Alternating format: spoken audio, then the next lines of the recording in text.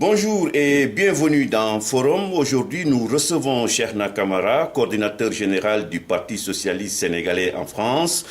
Pourquoi la coordination PES de France peine-t-elle à renouveler ses instances? Ousmane Tanor Dieng est-il le meilleur candidat du PS? Incarne-t-il la rupture? Notre invité tentera de répondre à ces questions et à tant d'autres au cours de cette émission. Bonjour Cheikhna. Bonjour cher Silla. Alors, comme je l'ai rappelé tantôt, vous êtes le coordinateur général du PS en France. Comment va-t-elle la coordination? Nettement mieux par rapport il y a 2 ans, exactement le 16 mai 2009, lorsque la coordination a mis en place une structure qui permet de renouveler la coordination dans des conditions, je dirais, sereines. Et depuis, il y a beaucoup de travail qu'on a abattu, aussi bien en Île-de-France, mais aussi dans les autres villes de France, et je reviendrai tout à l'heure là-dessus. D'accord, on sait que la coordination avait reçu 1500 cartes. En 3 ans, seuls 300 ou 400 ont été vendus. Vos adversaires diront sans doute que votre parti n'incarne plus l'espoir des Sénégalais de France. Alors, d'abord, vous avez une mauvaise information concernant le chiffre.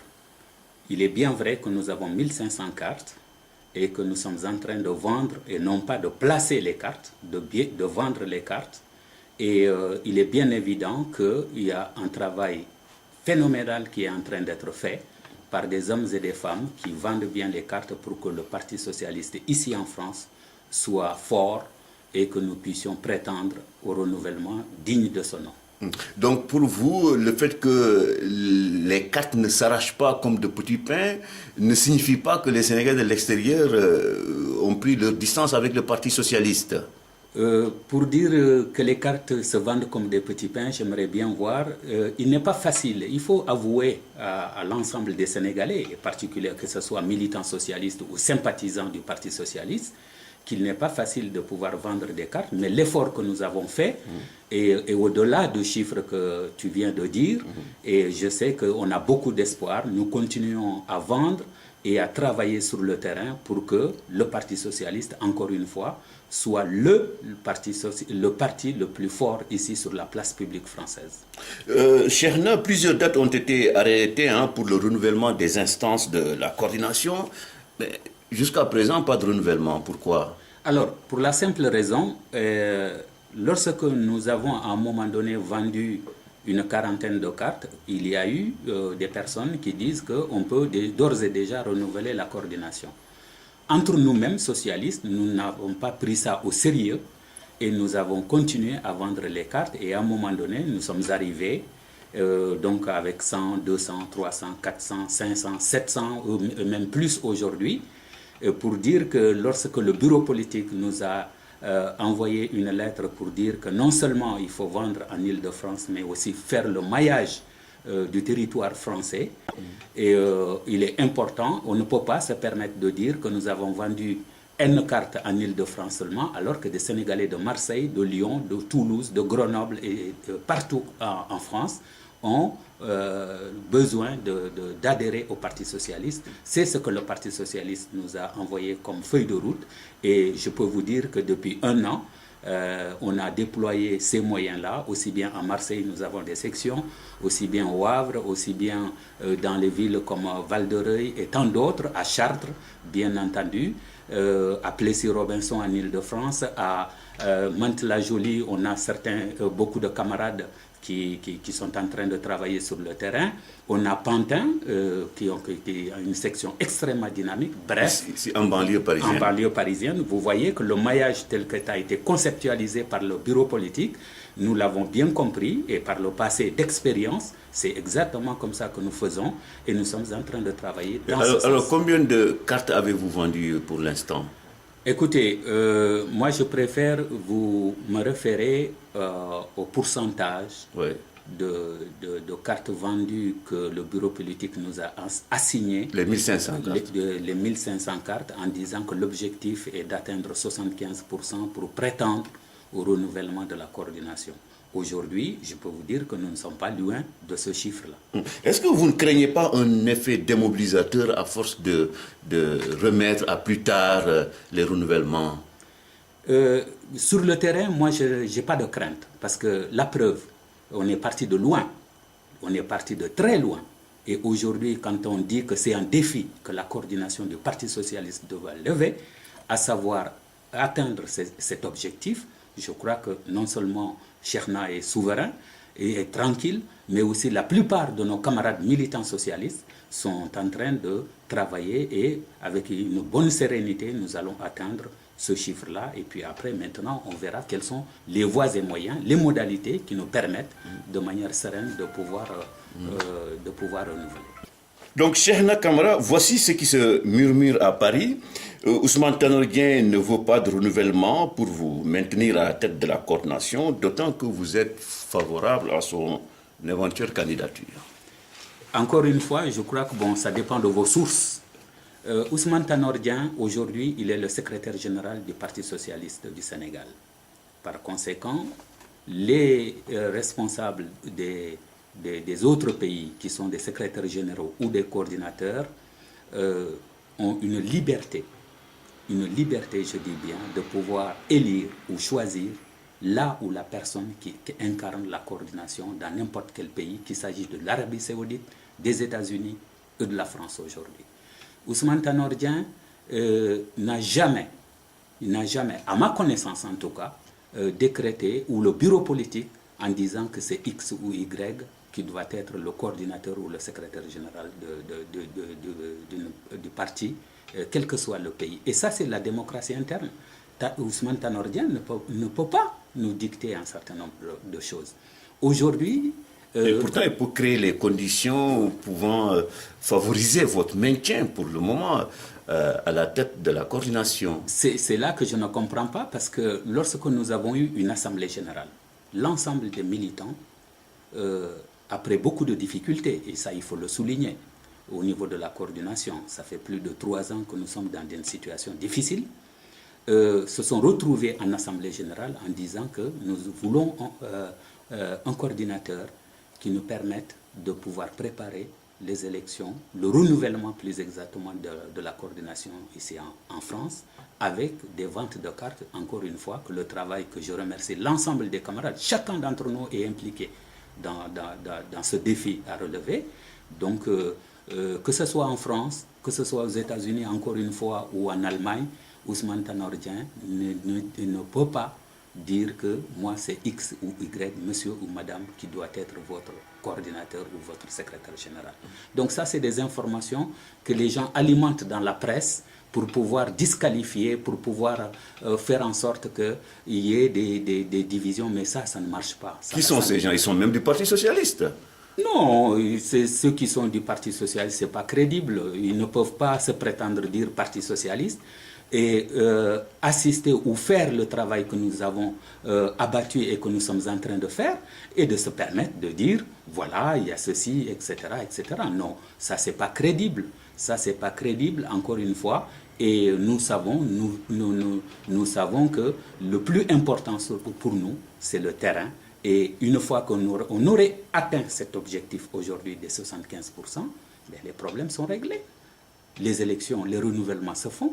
Cheikhna Camara n'est plus coordinateur parce que les militants ont voté pour l'un des candidats qui se prétendent, encore une fois, ce sont les 3 candidats aujourd'hui que je peux rappeler, Brahim Camara, Moustapha Konaté et Dorossi, qui sont les candidats. Donc aujourd'hui, on aurait à ce jour 75% de ces ventes des cartes. On convoquera une assemblée générale, les militants se déterminent, et Cheikhna Camara, il est un militant comme tout le monde. Est-ce que sincèrement, Cheikhna Camara, sincèrement, est-ce que tous ces prétendants, vous avez réussi à les convaincre? À les convaincre de quoi? D'attendre que le Parti socialiste vende 75% des 1500 cartes avant d'organiser les renouvellements. Ce n'est pas une question de convaincre. On a des statuts et des règlements intérieurs dans ce parti. On prend l'exemple d'une coordination au Sénégal. On lui assigne un certain nombre d'objectifs, 75%. La coordination atteint l'objectif. Il est normal qu'on puisse renouveler cette coordination. Bon. Mais Khalifa Sall aurait dit, écoutez, renouveler avec ce que vous avez vendu. lors d'une dernière réunion. La parole de notre camarade Khalifa Sall. D'abord, il y a deux choses. Ce que nous avons aujourd'hui... Vous confirmez qu'il l'a bien dit quand même? Non. Ce que Khalifa a dit que si vous n'avez pas atteint cet objectif, il ne peut pas dire de renouveler. On peut demander nous-mêmes, on peut formuler une demande en disant, voilà, de manière responsable, nous saisissons le bureau politique pour dire que si toutefois nous n'atteindrons pas les 75%, est-ce que vous pouvez nous permettre de renouveler? Mais il y a des dérogations. On peut se permettre de faire si on juge nécessaire. Mais aujourd'hui, le défi que les militants socialistes de Paris, de France d'une manière générale, en train de porter, c'est de dire oui, nous allons aller jusqu'aux 75% et demain nous pouvons prétendre à être une coordination. On ne peut pas se dire quand même, et ça nos camarades on a expliqué à tout le monde, qu'on ne peut pas se dire oui, je tape sur la poitrine que nous sommes une coordination, alors qu'on a 20 cartes, 30 cartes, 50 cartes, mais ce n'est pas responsable. Et voilà la donne aujourd'hui. Donc si nous aujourd'hui, nous jugeons que les 75% ne peuvent pas être atteints, lors d'une assemblée générale, on peut demander, formuler en disant voilà le taux que nous avons aujourd'hui et nous saisissons le bureau politique pour dire que nous pouvons renouveler. À ce moment-là, le bureau politique dira son mot et s'il nous donne le feu vert, je peux vous assurer qu'une organisation de renouvellement se fait et l'histoire de Cheikhna Kamara qui dit que c'est Tanor ou X et Y qui le met là, ce serait terminé parce qu'on aurait élu mais démocratiquement, un des trois candidats, qu'il s'agisse de Birahim Kamara, de Moustapha Konaté ou de Dorossi, à la tête de cette coordination. Voilà ce que je vois. La rumeur dit que vous essayez quand même de ne pas faciliter la tâche à Dorossi parce qu'il est proche de Aïssata Tall Sall. Encore une fois, moi, l'ensemble des militants, qu'on soit proche de X ou Y, ce n'est pas ça mon problème aujourd'hui. Hier, militant, pendant 20 ans dans ce parti, j'ai travaillé en tant que militant socialiste. Et il y a des gens qui se disent tu es proche de ceci ou de cela, etc. Ce sont des faux procès. Ce sont des faux procès. Cheikhna Kamara n'est pas un proche de Tanor Dieng, vous voulez dire? Moi, je suis un militant du Parti socialiste. Je suis le coordinateur, comme tu dis, général depuis le 16 mai. Et le jour où il y a une élection pour élire un secrétaire général, Cheikhna Kamara est un soldat du Parti socialiste. Et il ne sera pas candidat? Il ne serait pas candidat. Il ne sera pas candidat. En début de semaine, vous avez rencontré Ousmane Tanor Dieng, le secrétaire général du Parti socialiste. Quelle est sa position actuelle, je veux dire, sur cette affaire? Alors, le secrétaire général, nous l'avons rencontré. Il nous a expliqué qu'il a fait... comme d'habitude, un travail extraordinaire auprès de nos camarades d'Italie. Et ça, nous avons fait l'année dernière, au mois de septembre dernier, pas mal de choses ici avec le secrétaire général. Je veux dire par là que les 1500 cartes que vous évoquez aujourd'hui, si les militants socialistes sont en train de sillonner la France, quelque part, des hommes et des femmes du parti au niveau du bureau politique, quand ils viennent, y compris le premier d'entre nous aujourd'hui, Ousmane Tanor Dieng, pour faire les visites de proximité, pour apporter quelque chose, je crois que c'est avec ça qu'on a aussi rehaussé le parc. Et c'est la même chose pour notre camarade Aïssata Tall Sall. C'est la même chose pour notre camarade Serigne Mbaye Thiam qui était venu, etc. Tous les camarades de Barthélémy Diaz étaient là. Donc tous nos camarades qui prennent leur temps pour venir nous aider, nous épauler à massifier le parti, la coordination, c'est une fierté pour nous. Alors la massification se poursuit parce que dernièrement vous avez enregistré le retour de plusieurs responsables du parti de Robert Sagna qui avait quitté le PS. Oui, encore une fois, le secrétaire général, Ousmane Tanor Dieng, nous dit bien tout ce qui peut renforcer le Parti socialiste. Il ne faut pas hésiter à le faire. Nos camarades qui étaient partis avec Robert Sagna me disaient à un moment donné, vous savez, Cheikhna, nous savons que dans la situation actuelle, nous ne savons pas où nous allons, mais nous savons d'où nous venons. Donc nous revenons au Parti socialiste. Et ça, c'est extraordinaire. C'est extraordinaire parce que c'est des Donc, camarades. c'est un retour spontané. C'était un retour, on n'a rien demandé, on n'a pas négocié. Nos camarades, qu'il s'agit de Paris ou qu'il s'agit même de Val-de-Reuil, parce qu'il y a des militants socialistes qui étaient aussi avec Robert Sagna, qu'il s'agit de la Normandie, ils sont venus, mais c'est une très bonne chose. Ils ne sont pas les trois quand même, non? Non, au contraire, parce que d'ailleurs nous pensons, on a été créer la section du Havre en Normandie. Et nos camarades étaient avec nous. Le président Ousmane Ngam était avec nous. Il est toujours socialiste, mais il a eu du mal à convaincre d'autres personnes qui étaient de Robert. Et il a fait un travail extraordinaire en tant que doyen pour pouvoir ramener, pour pouvoir être avec nos anciens camarades. Et ça, c'est une très bonne chose. Alors, parlons de la prochaine présidentielle, Cheikhna Camara. Lors de la dernière conférence animée ici à Paris par l'ancien ministre Mamadou Ndoye, bon nombre de responsables ont adressé un message fort aux responsables de Benno. Arrêtez de tergiverser, il est temps de trancher le débat sur la candidature unique ou plurielle. Quel commentaire vous inspire cette prise de position Alors, nous suivons avec une très grande attention cette histoire de candidature unique, candidature plurielle. Il est bien évident que ce n'est pas une chose extrêmement facile. Néanmoins, nos responsables, et Dieu le sait, se concertent pour qu'il puisse y avoir un consensus, quel que soit le volet qu'on utilise, c'est-à-dire candidature unique ou candidature multiple, mais limitée. Et je me réjouis de la rencontre entre notre camarade secrétaire général Ousmane Tanor Dieng et son grand frère Moustapha Niasse. Tout ça, c'est affectif, là. Non, grand frère. Oui, mais c'est le terme qui a été utilisé, grand frère, petit frère. On joue sur la fibre sensible des gens maintenant. Non, c'est pas... lorsque Ousmane Tanor Dieng a bien dit ce qu'il a fait pour que Moustapha Niasse puisse rejoindre le gouvernement de Abdou Diouf. Il a été clair sur cette situation.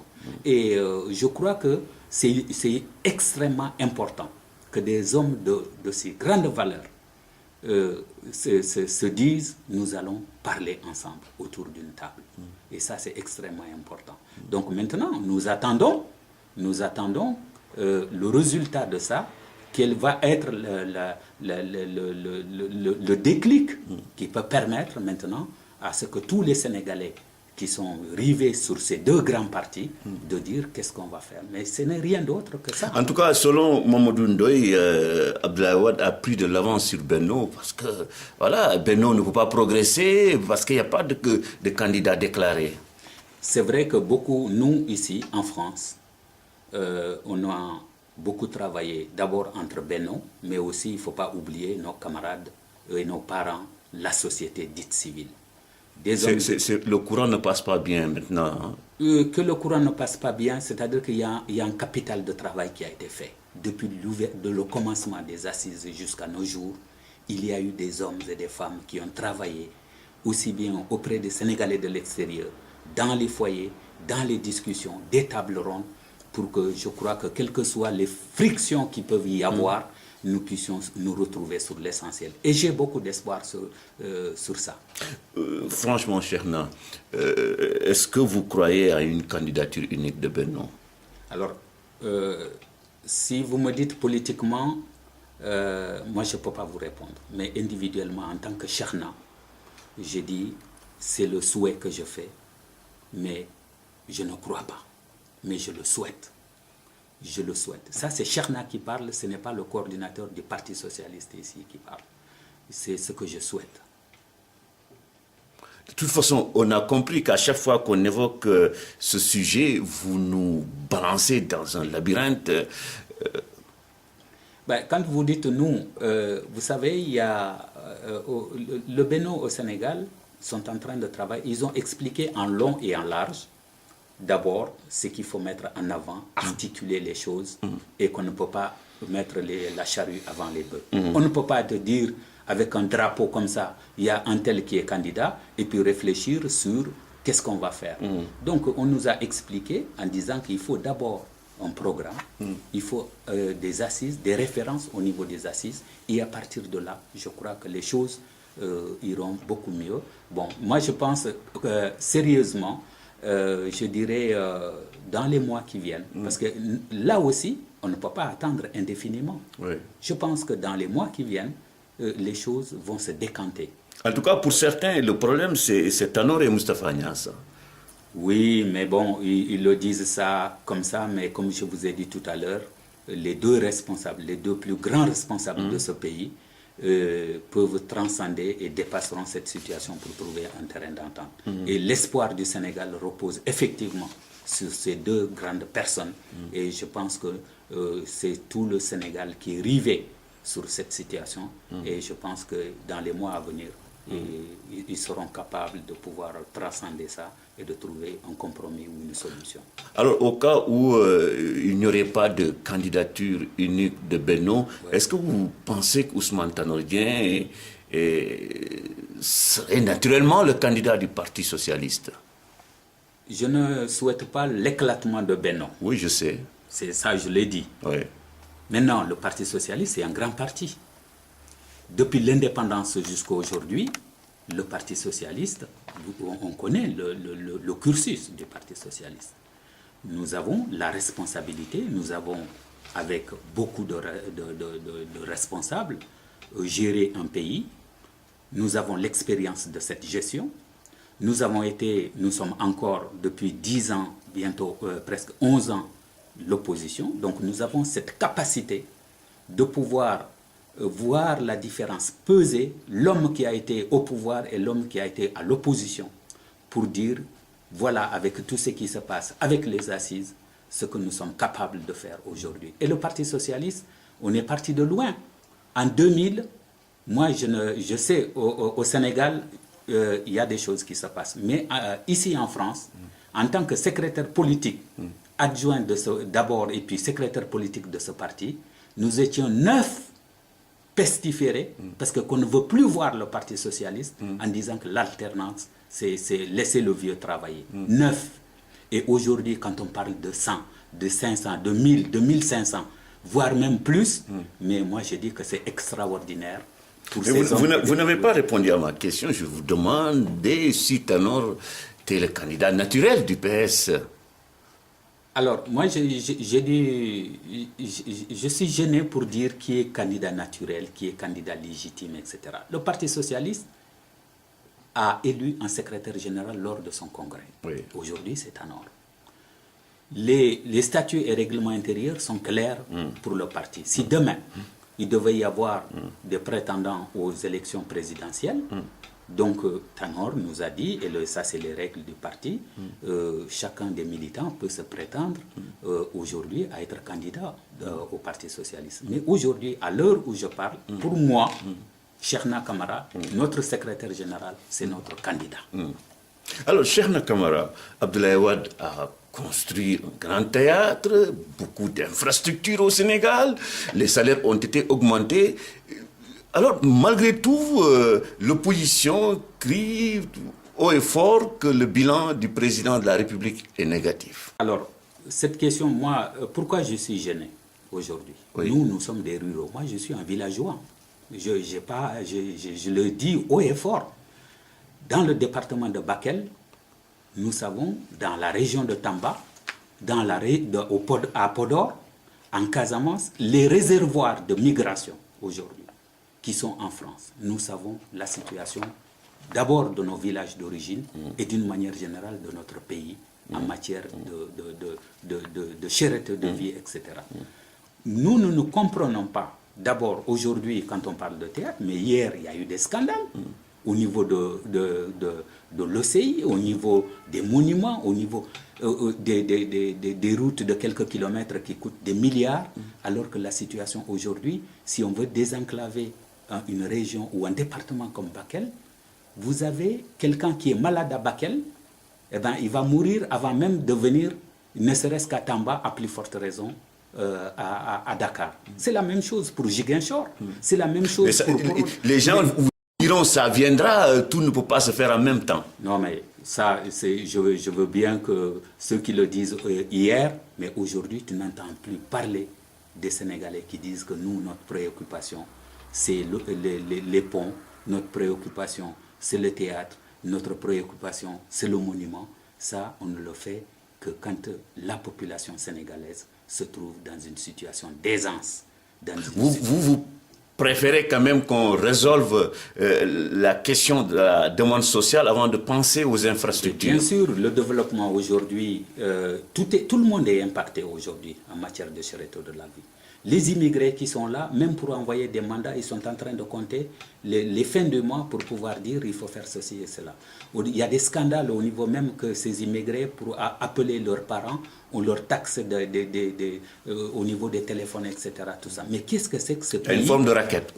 Qu'est-ce que c'est que ce pays qui résonne en termes de, comme tu dis, raquette, alors que la situation des Sénégalais aujourd'hui, aussi bien dans les villes que dans les campagnes, est catastrophique, si je peux m'exprimer ainsi. Alors, Cheikhna Kamara, Sanou John avait dit sur ce plateau, j'avais oublié la question, que si Tanor est le candidat du PS, c'est la défaite, quoi. Il n'y a pas d'autre solution. Bon, écoute, moi je travaille avec énormément de camarades. La responsabilité de chacun d'entre nous, et ça j'ai eu l'occasion de le dire, je ne pense pas revenir tout le temps sur la même chose, c'est d'être responsable.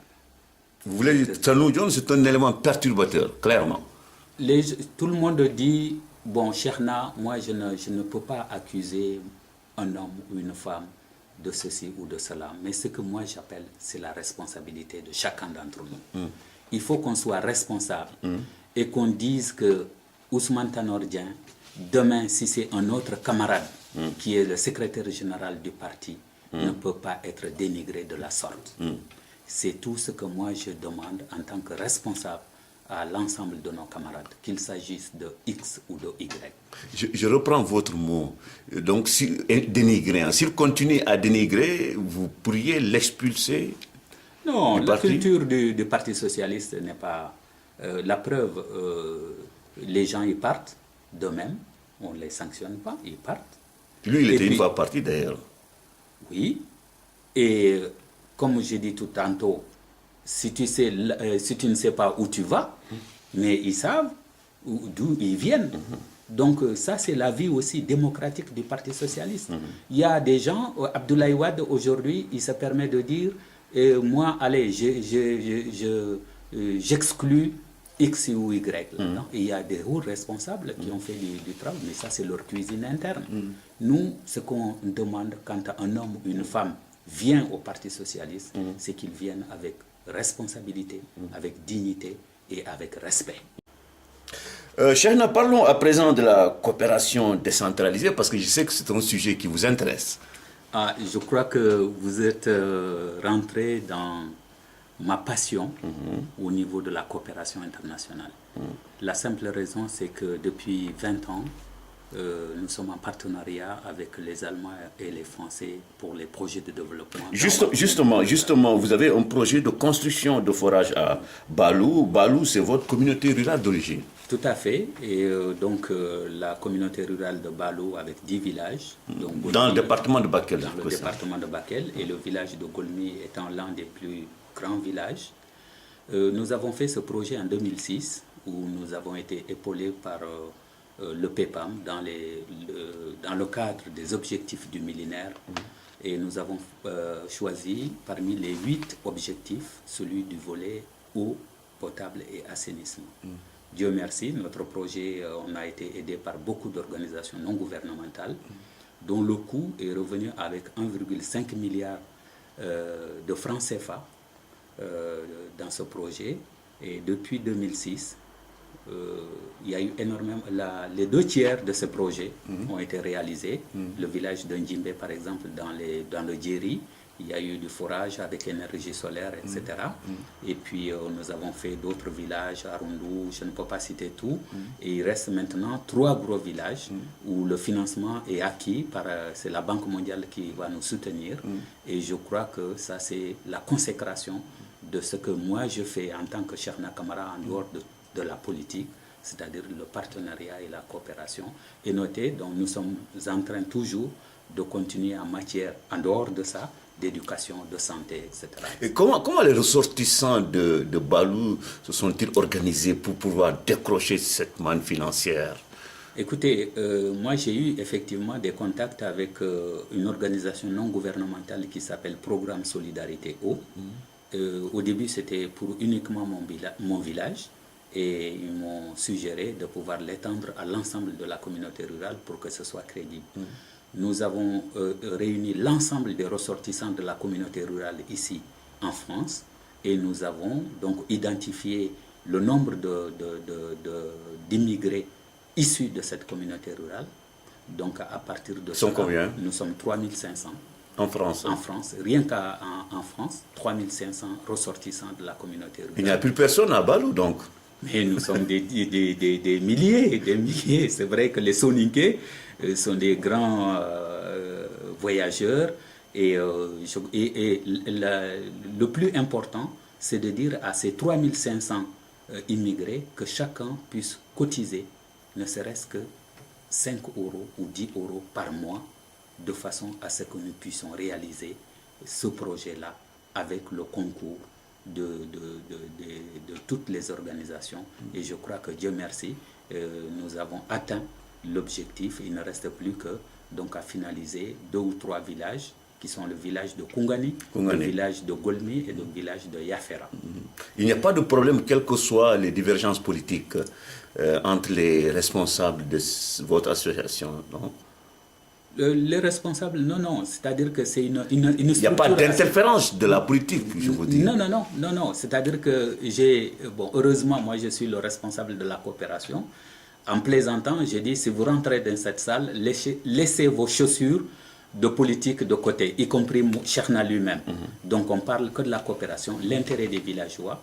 Et nous sommes les premiers, avec nos partenaires allemands et français, de dire qu'avec 1 euro par élève allemand et 1 euro par élève français, nous pouvons financer l'ensemble, je dis bien l'ensemble, des fournitures scolaires de toute la communauté rurale. Ce sont ces arguments-là qui vous permettent de convaincre vos partenaires? Les partenaires, d'abord, il faut les remercier parce qu'ils vont certainement écouter et on va expliquer aussi en allemand puisqu'ils puissent écouter cette satisfaction de la communauté rurale, la préoccupation. C'était donc cette population. Au début, on a commencé par les moulins à mille pour décharger les femmes des tâches quotidiennes. Donc, c'est des moulins de fabrication allemande de Matforce dans tous les villages. Et puis après, l'école, où chaque élève maintenant a des fournitures scolaires. La santé, donc chaque enfant aujourd'hui, quand il est malade, ne va pas voir ni son père ou sa mère, va directement au poste de santé et nous avons mis en place un système qui pourrait soigner les enfants, quelle que soit leur situation familiale. Donc ça, c'est extrêmement important. Oui, allez-y. Alors, pour aller encore beaucoup plus loin, je crois que le problème d'eau potable et d'assainissement, c'est la consécration. Parce que depuis 20 ans, on a mis en place effectivement des structures qui permettent au niveau de la santé, de l'éducation et au niveau du sport aussi, on a créé des structures d'association entre les infirmiers de la communauté rurale, des enseignants de la communauté rurale. Et il y avait énormément de choses, on a catalysé, il y a eu beaucoup de femmes qui font des maraîchages, il y a eu des groupements d'intérêt économique au niveau des femmes. Ça, c'est mon violon, comme je dis, et je peux t'en parler toute la journée. Vraiment, au bout de 20 ans, c'est quand même une satisfaction de pouvoir voir des hommes et des femmes qui sont arrivés à un niveau tel que l'éducation, la santé, etc. Nous sommes parmi, je ne dirais pas, nous sommes les meilleurs, mais parmi les meilleurs. Et je me rappelle, il y a quelques années, quand Le Soleil a publié les écoles qui ont eu plus de taux de réussite, Golmi était 100% le premier au niveau du territoire national. Est-ce que tous ces investissements dans votre communauté rurale d'origine, est-ce que cela n'encourage pas aussi les jeunes à se dire tiens, il ne sert à rien de rester au Sénégal, il faut aller à l'extérieur? Donc, pourquoi moi je suis dans les structures associatives? Parce que quand on était jeune, étudiant, on a constaté qu'on est en train de montrer l'autre volet de l'immigration, à savoir que l'immigré qui travaille dans des entreprises Renault, Peugeot, etc., dans des conditions extrêmement difficiles, et quand ils venaient au village, ils sont en bazin, ils sont en truc, ils sont à l'aise, etc., tout ça, et ça fait une espèce de rêve pour que les jeunes qui sont sur place en disant « Ah si c'est comme ça, moi aussi je vais aller en France ». On a tourné, quand on était étudiant, des films pour dire que l'immigré qui est en bazin dans les villages pour une semaine, pour un mois ou 2 mois de congé, voilà les conditions de vie de ces immigrés en France. Donc il ne faut pas se faire d'illusions.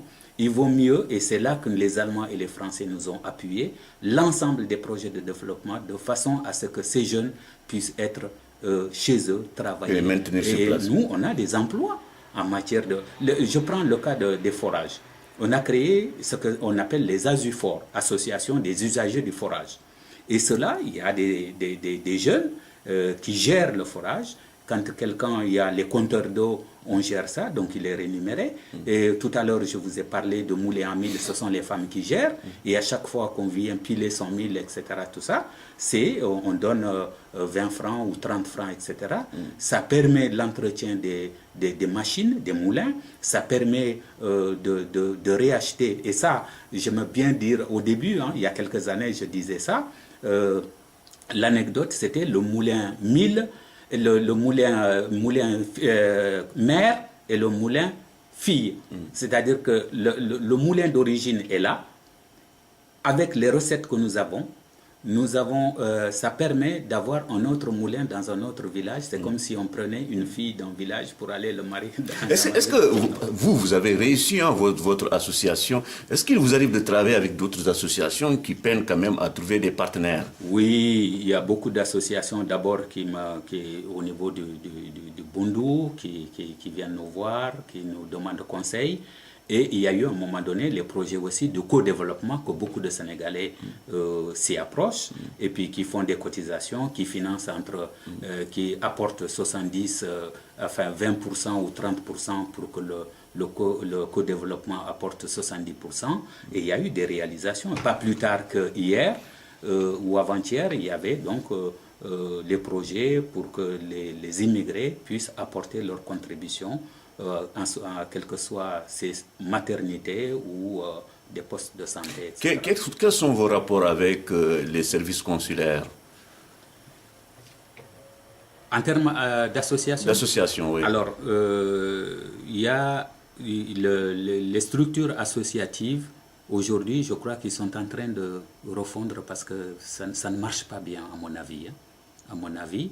Et je crois savoir qu'ils sont en train de recenser. Et pas plus tard qu'hier, le consul général me parlait en disant Léopold Faye, en disant qu'il envisage de faire une journée des associations des Sénégalais de l'extérieur.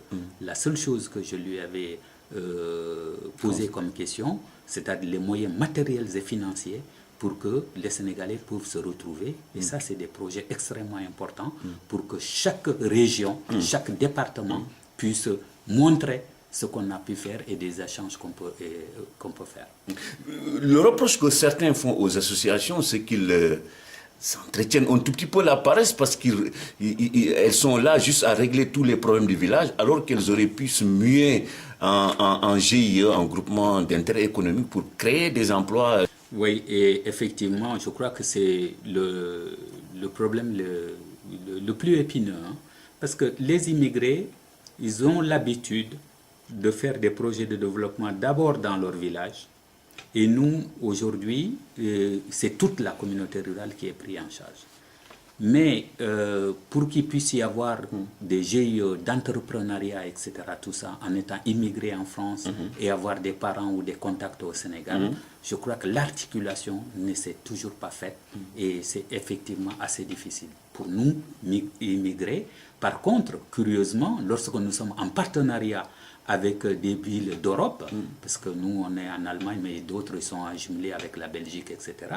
Comme par hasard, bon, ça marche bien, mais c'est l'intérêt général. Hein. Donc, c'est ça que nous, Sénégalais, peut-être que dans les structures associatives, nous puissions nous rencontrer pour dire comment on peut faire pour les banques des immigrés, pour un certain nombre de choses, etc. etc. Certains estiment d'ailleurs qu'il y a une crise de confiance entre les immigrés et leurs parents restés au village, parce que dès que Cheikhna Kamara envoie 1000 euros pour un projet, ça tombe facilement à l'eau.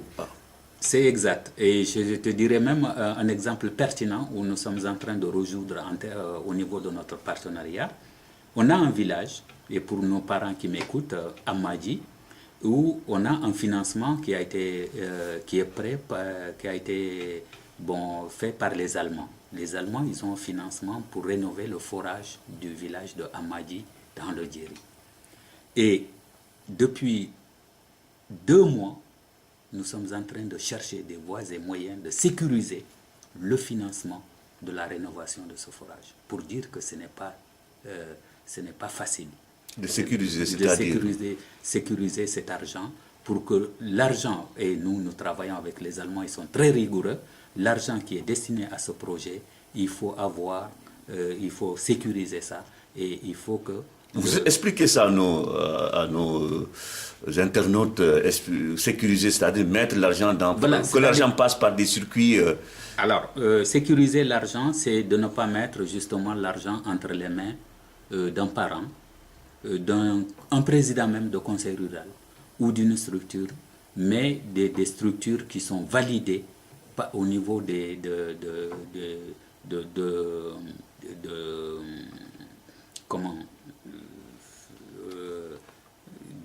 systèmes au niveau du ministère de l'hydraulique ou des forages.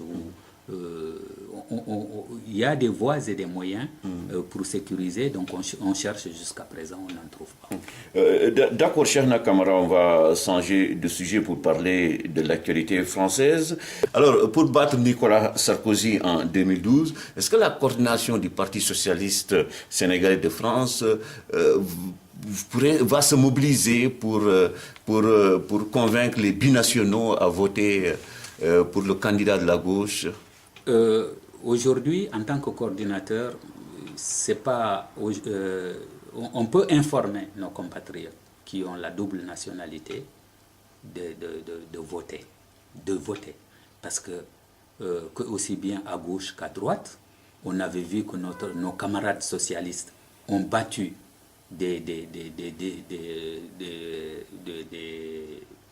l'UMP avec des Sénégalais et des Sénégalais qui sont aux côtés de l'UMP. On a vu des exemples à Colombes où Ramayad a été battu par notre camarade Yaye Ami Diop, qui est conseillère municipale, socialiste.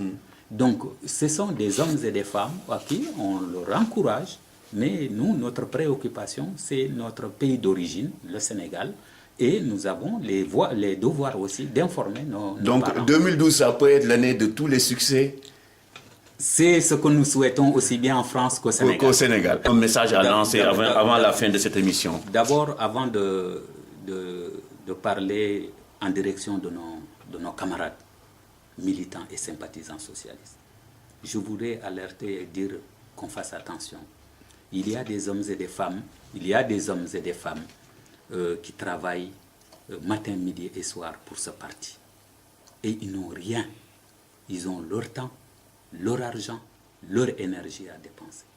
Et quand on accuse, on dit à Karim Beng qui est ceci, etc., moi je le remercie de vive voix. Karim Beng est un membre du bureau politique que Dieu a fait que par le hasard a été le premier à présider l'Assemblée générale du 16 mai 2009 pour que la coordination puisse travailler dans des conditions sereines. Ce n'est pas l'homme dans Ousmane Tanor Dieng ou dans ceci. Ça aurait été un autre membre du bureau politique, on aurait demandé ses services. Et aujourd'hui, c'est Cheikhna qui Vous rappelez les accusations de Sanou Dione?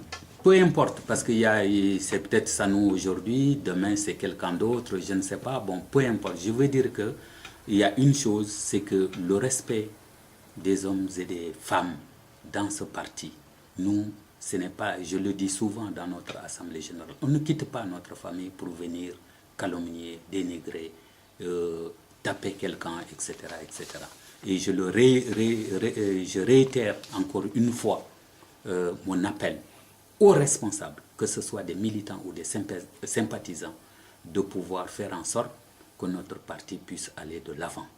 Maintenant, mon appel, c'est au niveau des jeunes. Il y a beaucoup de jeunes, il y a beaucoup de cadres au niveau des cadres. Il y a beaucoup de Sénégalais, de Sénégalaises qui disent aujourd'hui, le Parti socialiste, ce n'est pas le Parti socialiste d'hier. Comme j'ai dit dans mon introduction, le Parti socialiste a été au pouvoir. Le Parti socialiste est aujourd'hui dans l'opposition.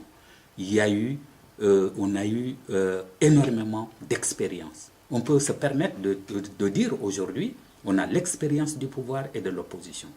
Et ce qui me rassure, ce sont ces jeunes. Rappelez-vous, on était 9 au bureau politique, je ne sais pas combien, je ne reviendrai pas sur les transhumants, etc.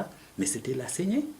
Aujourd'hui, petit à petit, de 9, 10, 15, 100, 1000, je ne sais pas combien on est aujourd'hui. Et à chaque fois, quand j'ai l'habitude de parler, les jeunes donc, qui sont là, il y a des cadres, il y a des juristes, il y a des informaticiens, etc. etc.